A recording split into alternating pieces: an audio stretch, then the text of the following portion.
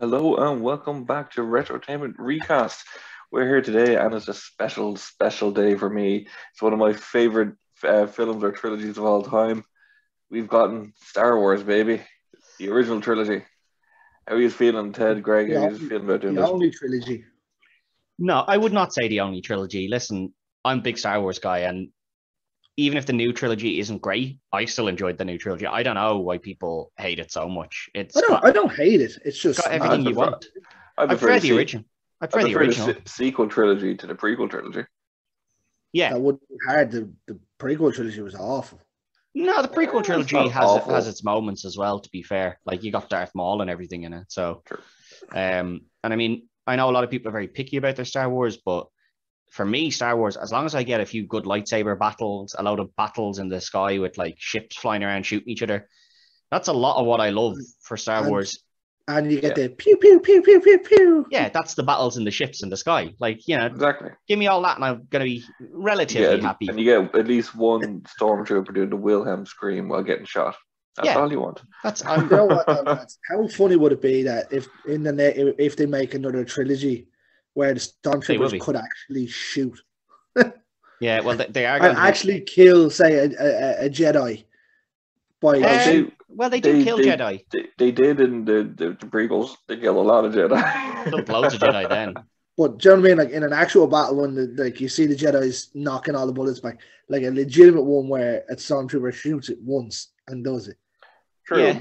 I don't know. This one was tough because, well, obviously, we did eliminated the whole original trilogy, just because let's be honest, there's not a lot of people in the original.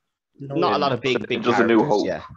kind of thing. So we did kind of extend it to the entire trilogy to get Lando and a Palpatine in there.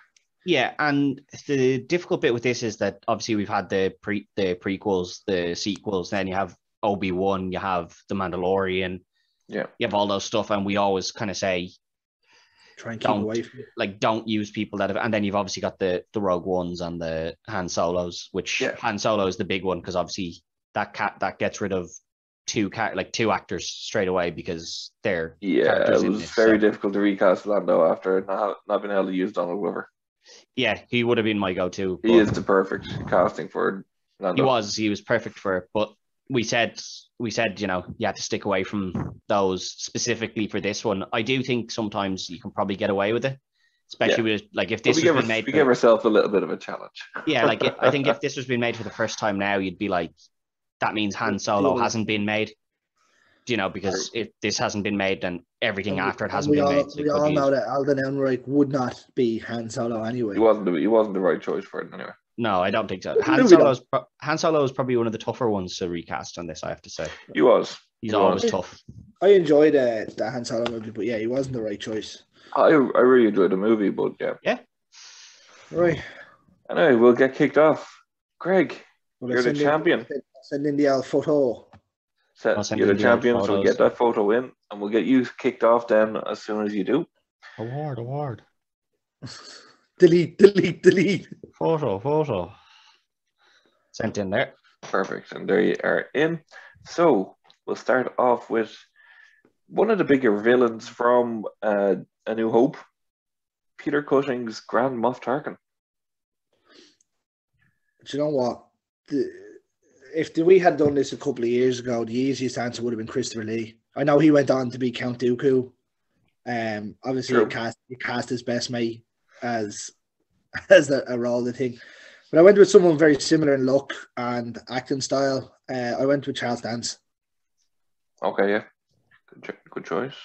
Is an L favorite? I'd go as far as saying he's an L favorite of mine. Yeah, you've used him a couple of times. He's a good actor. He plays a great character actor more than he is a great actor. I know that doesn't make any sense. Yeah, no, it's a solid one. I went similar in the idea that obviously the original actor was in his mid-60s when he did this, and Greg's obviously gone a bit older as well. I went a bit older here as well. I had two, and I was kind of debating between the two of them. So my backup was Ted Danson. Okay. Who I think could have done it well. Danson. Yeah, I like Ted Danson a couple of times. Yeah. Yeah, Greg. I don't think I've used Ed Danson before. Oh, someone has. Greg's used him a couple of times. I went with Ed Harris though. Oh no, Ed Harris. I think I Ed do Harris. like Ed Harris, but I don't like that. I think he fits into that fairly well. To be fair, Ed Harris can kind of do a lot of stuff. Like when you think of, this character is meant to kind of be a bad guy. He doesn't do huge amount in this either. Like sure, this guy is basically he's a Nazi. Yeah, he gets killed. That's what the Empire is. They're Nazis. Yeah, like it's a political ploy. Yeah, that was when George Lucas was writing it back or doing it back in 1979. That it was like these guys are Nazis, so let's have it all symbolic. So that's exactly where I went for it. I went for Christoph Waltz. Yeah. I thought it was. I was expecting one of you lads to choose that as well. I thought it was a pretty obvious one to get in there. I went with someone who kind of had a similar look to the original actor as well. Yes, who I think Ed Harris kind of does. And part of my thinking was obviously we did Truman Show not that long ago, and I was like, when he's controlling everyone's lives. As it's a little different here, obviously, but like he holds people's lives in the palm of his hand, and he's very quick to extinguish them. I'd more so say Charles Dance looks more like Peter Cushing than Ed Harris would. I would say they both look quite similar. Well, so it's not going on that. Carl, put one of us out. It's two very good choices. Not gonna lie, two very good choices. I'll have to give it to Charles Dance there. Yeah, I think he'd suit a little bit better than Ed Harris, but again, it's a very good choice. I can't make any arguments against Charles Dance, really. Yeah, that's the legitimate one. When we mentioned who we were doing, that's the legitimate first name I put down. I was like, no, it has to be him. Fair. Yeah.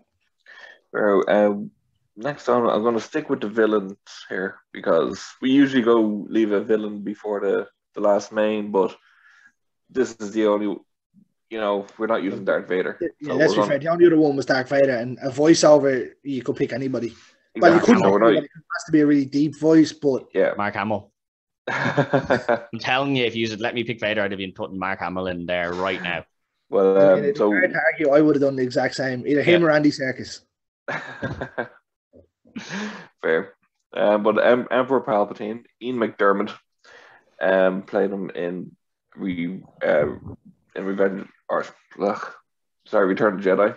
Yeah. Again, a tough one. You don't see much of this character. You only see him. You see him as a hologram in Empire, and then you see him in the flesh in Return of the Jedi. Yeah, but it's kind of just like you kind of see just under his hood for a lot of it until the kind of final battle. And obviously, he's quite an old-looking character. Yes.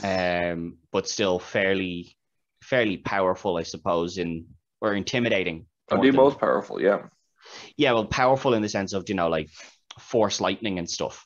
Yeah, he's very strong with the force, but like physically, he doesn't. He's imposing. Yeah, like he's more intimidating than he is like physically imposing by a visual look. Which is where I kind of went with this. I went again someone a little bit older because the character looks quite old, and obviously you can just do makeup to make them older. But I went with Tommy Lee Jones. Okay. Who I think he's an intimidating enough guy that you'd believe that, and he's obviously done all the kind of space stuff in the past with Men in Black and whatnot. So I think he could fit into it. Greg? Fair. I went with your pick from the last one. I went with Christopher Waltz here. Okay. Christoph Waltz. I think he fits in. I think he controls it. Like, he's snaky, but comes across as, obviously when you see Palpatine early in it, he's meant to be a half decent character. Obviously, when he's in the Senate and whatnot. Well, no. That's non-existent. That doesn't exist. Prequels. They're prequels, man. That doesn't exist. Oh, I'm mixing the. Anyway, that's what I went with. Obviously, I prefer the Christoph Waltz choice to the Tommy Lee Jones choice. I don't like Tommy Lee Jones for this pick at all, but I can't give it to Christoph Waltz because I haven't put down elsewhere. So I'm going to have it tied up as 1-1. Default. I went for Ian McKellen in this role.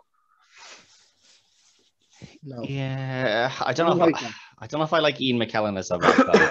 He can play a bad guy. He was Magneto, for God's sake. Yeah, but Magneto's not a bad guy. Do you know what I mean? Like, he's just, he's misunderstood. I have a question then, right? So, literally about a couple of minutes before we came on, when I was rewriting this, I changed my pick, right? And you'll be able to see it from the list. Yeah. I had Chris Cooper as my first pick. Chris Cooper. All right, let me just have a quick check. I could tell you, but I don't know what you'd know him from. Yeah. Probably Born Identity, I'd say. Yeah, you would have won Chris Cooper. Bastard. Yeah. I don't know. I think the Tommy Lee Jones one, I don't know. I like the look. I think he has that look of kind of the older thing is what I was going with there. No, fair. And this character was tough to do because he doesn't really do a whole lot until that kind of final battle. He doesn't. But we move on, and we move on to Lando Calrissian. Billy D. Williams. This one was real tough because, as we said earlier on, Donald Glover is the perfect recasting choice for this. He fit in perfectly. For Billy D. Yeah. Right. It's me, isn't it? Yeah. I went back to an old favourite, and I'm still trying to get him in. I went with John David Washington here. I've already written that down as your pick here, because I just knew that's what you were going to do. Is it your pick? No. Damn it. I went similar to Greg here. I went with an old favourite. I know exactly who you went with. Yeah, I actually thought you might go with this as well, Idris Elba. I think he has. I just think he's too physically imposing. He might be a bit physically imposing, but he's then got again, that as I said, it's probably going against me arguing as to why my pick's better. But like, there is nothing to say that he isn't a stocky. Yeah, it's more the suaveness. Like, I think Idris Elba can come off as quite a suave guy, but he'd also, kind of turn his back on his friends, then regret turning his back on his friends, and then do everything he could to save them. I think he'd do that role quite well. I mean, Donald Glover was the it was the perfect choice. How close do you reckon Carl Weathers was to be cast as Lando back in the day? Probably pretty close, yeah. Yeah. Could have been. The other pick I had for this was Mustafa Ali. No. The man who's playing Blade. Yeah, Mustafa Ali. Yeah. All I could think of was the wrestler, and I was like, no, that's not. Yeah, I was like, the wrestler. I don't think he fits it. Yeah, I think that's his name anyway. The fellow who's going to play Blade now. Yeah, sorry, it's not Mustafa Ali. It's something Ali. It is. Sorry, I'm suffering here, audience, from COVID, so my head is all brain foggy. I don't know how to pronounce it. Mahershala. Yeah, that's the one. Yeah. Mahershala Ali, yeah. My choice here was Lakeith Stanfield. Just a good show. Yeah. I definitely think he has the swag for it anyway. Yeah. This one was tough because, as we've said, like the correct cast has already been done for this, unfortunately. It's a tough one. Same when we done The Matrix with Morpheus. Yeah. I'm gonna have to give this one to Idris. I think he just has the cool and the smartness about him more so than John David Washington, to be honest. That's what I was going with. It's just like he just has that cool suave guy to him, doesn't he? Yeah. So 2-1 Ted, and we move in to, we have to leave the big three till the end, so we're going to go with Obi-Wan Kenobi, the only Oscar-nominated role in the entirety of Star Wars. Yeah. Alec McGuinness got nominated for A New Hope for this role, which is surprising enough. Yeah. I think this one again quite tough because I think the correct cast has been done again for the series. That's true for definitely for the younger Obi-Wan. Ewan McGregor was a great choice. Yeah, and I think that And would have worked here. I think that met a lot of hate as well when he got cast, didn't it? I don't think so. I think people were, before Phantom Menace, people were just excited to see more Star Wars, so they didn't really give much. Yeah, I don't think it wasn't loved when he got first cast, I don't think. But I think people were just so hyped about more Star Wars that there was not, like, I don't remember there being much complaints about anybody being cast in the Phantom Menace. Yeah. Maybe it was afterwards. Well, obviously it would have been afterwards when I read into it, but obviously from the new Obi-Wan series, like, you can just see that he is kind of the correct choice. I think in actual real life, like, Ewan McGregor's uncle is your man that plays Wes Antilles. So he has a connection. Yeah, but I think nepotism. I think he probably is one of the better choices for that. Yeah. I went with an old favorite and one of Greg's favorites here for Obi-Wan. Will Patton. No, not Will Patton. Then it's Gary Oldman, is it? Gary Oldman, yeah. Okay. I think Gary Oldman would do this role very, very well. He does play that haggard look quite well. Yeah. He does play that. I went back. Thing obviously, it's tough. I could have used Gary Oldman and been kind of easy. I kind of went away from that. Trying to think outside the box a little bit. I went with Liam Cunningham here. I had him as a backup at one point. I didn't write him down, but I did think of him. Yeah. I think the role that he plays as Davos is very similar to Obi-Wan in this. Yeah. So see, this is why I went away from him. I remembered Carl hasn't watched Game of Thrones. So he still knows him from other stuff. Yes, but Davos you keep picking him references in Game of Thrones, lads. I don't know it. Because I thought of him from Davos as well, and then I was like, oh wait, Carl doesn't know who Davos is. He has no idea who this is. He might know who Liam Cunningham is, but he won't know him from that role. So I was like, oh, I'll just stick away from that. I went with the second actor who's actually played Sherlock Holmes that I've chosen here. Ian McKellen did previously. I went with RDJ. I don't like that. Robert Downey Jr. Yeah. Don't like that. No. That's kind of subdued RDJ. Oh no, I know he can play those roles quite well. I just don't like that. Basically did in the Spider-Man movies. He was the mentor. It's true. Yeah. But no, that's what I just don't think he plays that haggard look. I know you can age someone up, but I mean, well, he's in his 50s, isn't he? I know he's in his 50s. Let him grow his beard out and don't put the obvious dye in his beard. Yeah, no, I'm just saying, if you saw him on the street, I don't know if you'd say that guy's closer to 60 than he isn't. Do you know what I mean? That would be my only thing that would be against him. He's probably a bit too young looking. But as I said, you can just age somebody up, so it's not that big a deal. But I'm gonna have to give that to Gary Oldman. Oh, yes. 3-1. One more. Greg, you're on the ropes. Are you confident going into the last three? Oh, I said at the start of this that I wasn't going to win this one. So we're going to leave the twins till the end. And we'll move on to Harrison Ford's Han Solo. And Greg. Straight in, Chris Pratt. Oh, okay. It could be over here if Ted gets a good one. I don't like Chris Pratt there at all. I think he fits it. He could do this role and he could do Indiana Jones quite well. I think he'd be the obvious choice. I think more of an Indiana Jones, not for Han Solo. Oh yeah, I 100% see him as Han Solo. I think looks wise, maybe he's a very jokey character. Old Chris Pratt. Han Solo's a little less jokey and a little more, He's gruff. Yeah, like fuck you. I'm a bit of an asshole. Like, I mean, that's exactly what he does in Jurassic Park. No, he's still a bit. He's the good guy in Jurassic Park. He's still a dickhead. I don't know. Everyone else is a dickhead, and he's then a dickhead to them in Jurassic Park. I had a couple of people here. As I said, this was the one that was tough for me. As a backup, I had Robert Pattinson and Jack Quaid. I wasn't overly sold on them. If I had to pick between them, I probably would have gone Pattinson. but I went with someone else who I think I've used before.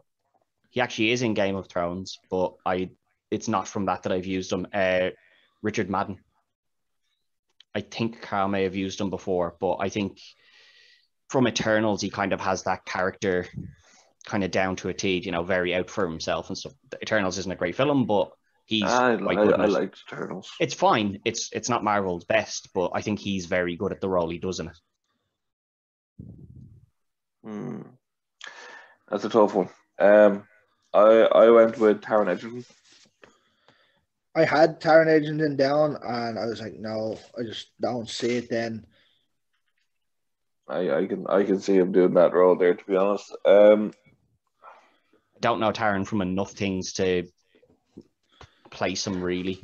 I'm not too keen on either there, but I really don't like Chris Pratt in that role at all. I'm gonna have to give it to Ted, and the victory to Ted. Yes, Richard Madden, good man. Madden comes back to bite Greg in the ass. Yeah.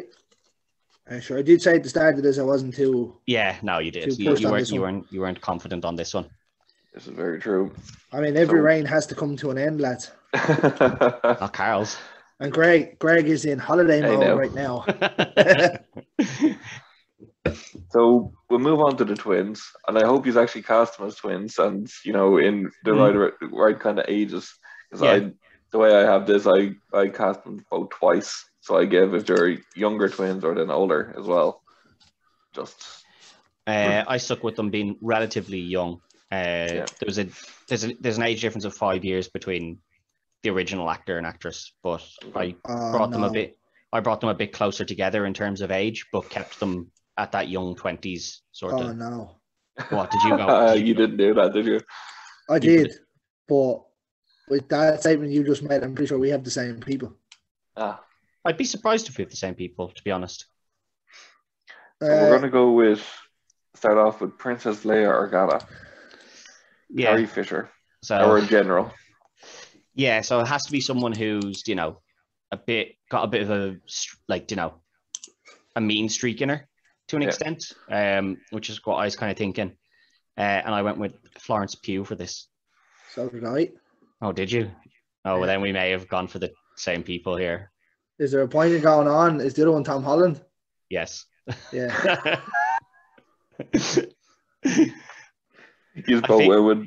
I figured you'd have gone for Tom Holland. I didn't know if you'd have gone with Florence Pugh. Yeah, it's the only name I actually had down. I had Peyton List down as well. No, I didn't like that. I wouldn't like that. Okay, well then it's ends at 3-6. Who did you have, Carl? Anyway. Yes, so I had two choices for each if they were younger and older. So if they were younger, I had Millie Bobby Brown as Princess Leia. She has the look for it. She in the bad books though. She's kind of coming out of that. And then I also had if I cast them a little bit older, it was Anya Taylor-Joy. That was that one did kind of cross, but. I did have Anya, but I just didn't think she fit that role to that extent. Who did you have? I assume Tom Holland. No, I didn't have Tom Holland at all. No? For Luke, I had Lucas Hedges for if he was younger. Man from Stranger Things? Is it? No. What's Lucas Hedges in? Sorry, my mind is literally not with it today, lads. I do apologize. I usually have these right off the top. I don't think I know who he is, yeah. He's a good actor. 3 Billboards outside 3 Billboards, yeah. Grand Budapest Hotel, Lady Bird, Manchester by the Sea. Yeah. And who was your other one? Who was your other one if it was a bit older? Sebastian Stan. Oh, that was way older. Yeah, he's a bit older, but he looks like Mark Hamill. He does, but like he looks like Tommy Lee in Pam and Tommy. Who was he meant to be? He was meant to be matching up with Anya Taylor-Joy, was he? Yeah. The 15 or 20 years. About the 15 years age gap. Jesus, I was the judge, lads. I was the judge. I know, yeah. That's what COVID brain does to you. They can also make Anya Taylor-Joy look that little bit older as well. They can, but yeah. I think then they'd have to go the opposite way. I think they'd have to make him look younger because they could do both. He's meant to have been working on the farm in episode 4 with his family. Like, very true. Well, there you go. I don't have to pick it for the last two. Yeah. And Ted, you win with a score of 6-3. Yes, a resounding victory for Star Wars. I'm happy to win that one now because I am a big Star Wars fan. I think Greg likes Star Wars, but I don't think he's a big fan. I mean, like back in the time when we had Scream, I would have been pissed off if I lost that. Yeah. So I'd imagine you'd have been pissed off if you lost Star Wars. Yeah, but the fact that we had two of the same. Yeah. Yeah, it's a rarity. Well, I think Luke Skywalker, if you're building, was always Tom Holland.